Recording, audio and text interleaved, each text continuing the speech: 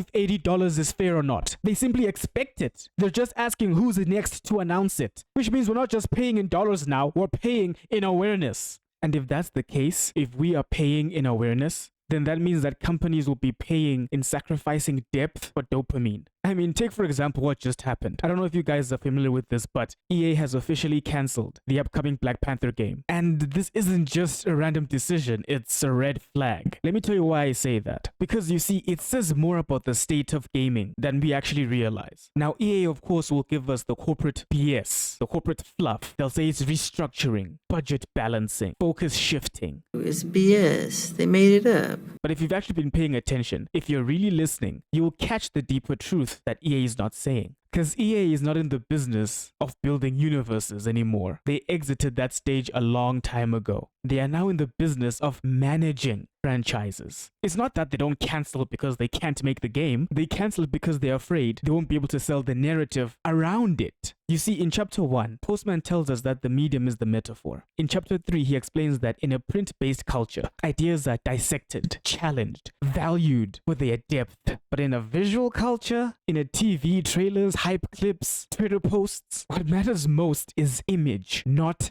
argument. You see, analysts, we have become so obsessed with presentation that substance has just become an afterthought. And EA knows this. They don't really care about making a game that immerses you or challenges you deeply. They care about controlling the optics, the memes, the headlines, the metrics. I mean, consider this, analyst, for a second. When was the last time we actually got something of substance from EA?